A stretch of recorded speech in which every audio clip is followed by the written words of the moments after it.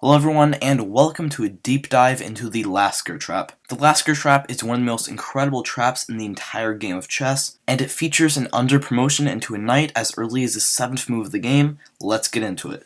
Alright, so it comes for black, and white plays the move d4 here, and we play the move pawn to d5, very normal stuff, and white plays pawn to c4, known as the Queen's Gambit. This move gambits white's e-pawn, and we have a few options here. We can play pawn to c6, a Slav defense, or we can play pawn to e6, the decline variation, or we can accept their c-pawn. But the trap comes after the move e5 here, known as the Albin counter gambit. Now with this move, we are not accepting their gambit. In fact, we are offering a gambit of our own, which is the e-pawn, and at which point they will take it, and now we push to d4. Now this d-pawn is just a very annoying thorn in white's position. It isn't actually really doing too much, but it's more of an annoyance for white than anything. They cannot develop this knight to its most natural square here, and the best move for white here is to play knight to f3 and just kind of not care about this pawn for now. The trap here comes if white tries to get rid of this pawn immediately with the move pawn to e3, intending to trade it off. At this point, we now play the move bishop to b4 check, checking their king. The only logical move for them to play here is to block their bishop on d2, at which point we initiate the trap by not trading our bishops and not defending it either. We play the move d takes on e3. This move seems completely insane at first. How could we get away with sacrificing our bishop? If they actually take our bishop, this is the point where they have fallen into the trap. This position is now completely losing for them. However, they can actually sort of save their position by taking this e-pawn with their f-pawn. Now black can have a slightly better position if they play the move queen to h4, checking their king. They have to block it with g3, and now we move our queen to e4, and this is a triple fork on their rook, their e-pawn, and their other e-pawn, because remember, this bishop is not defending it because it is pinned. So they can stop two of these threats by playing knight to f3, by blocking out the queen's vision to this rook and protecting this e-pawn, at which point we can take this e3 pawn. Remember, this bishop can't take, it's pinned.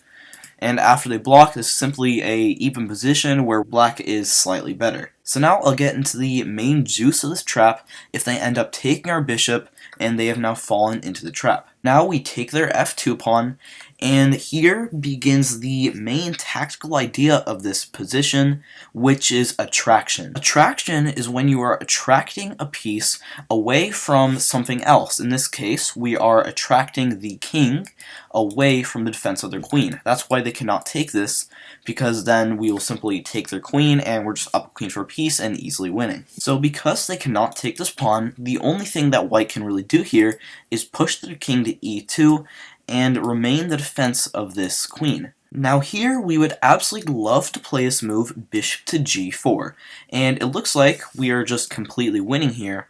However, they can actually just block with their knight, and now we really just do not have anything here. We can take it, but they will simply take back with their g-pawn, and now we are actually losing here because remember, we sacrifice an entire piece and we really get nothing for it. So now we know what we need to do here. We need to get rid of this knight. However, we have to do it in a very specific way. A lot of people here will think that, oh well, we can just take it and promote into a queen, right?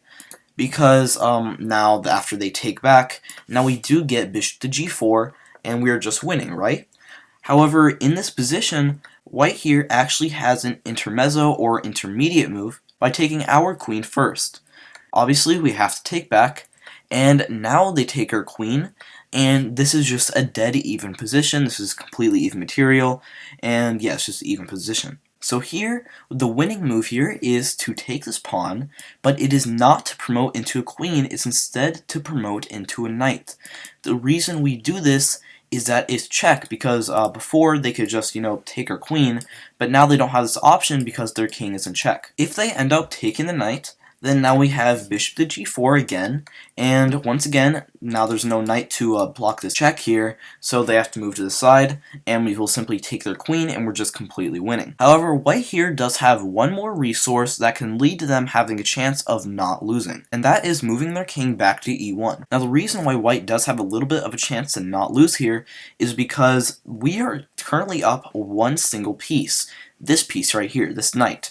However, this knight is currently under attack by the rook, and it does not have a way out. This square is defended by the bishop, the king, and the queen, and these two squares are defended by this g-pawn here. So because of that, trading queens right here is out of the question. If we trade queens carelessly, then they can just take back, and this knight is now completely trapped, and they're going to take it on the next turn. So while this is still a little bit better for black, it is nowhere near the completely winning position we had before. But all's not lost. Here black is winning with the move queen to h4 check. Their king has to run away, because if they block it with pawn to g3, then simply queen to e4, and we just win their rook in the corner.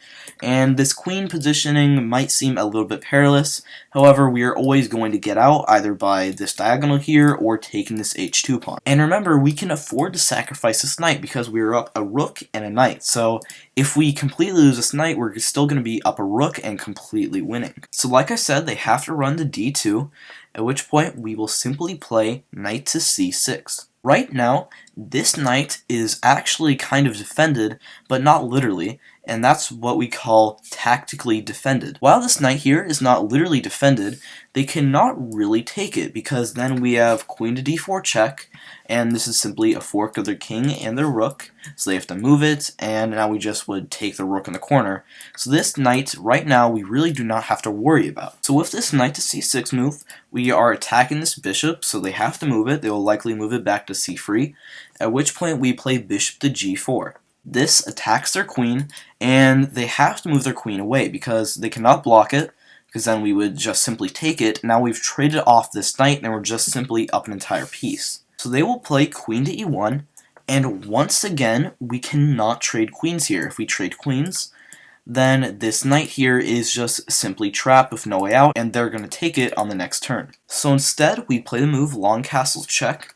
We're casting our king and adding our rook into the attack, and now once again we are attracting this king away from this all-important e2 square, because once it is no longer controlling it, then we can move our knight in. So they have to move their king to the side, at which point now we will trade queens, and now we can extract our knight out. They will most likely take it, and after we take back, we are simply up a piece here and completely winning. Alright, thank you so much for watching. Like, subscribe, do all that stuff, and I will see you next time.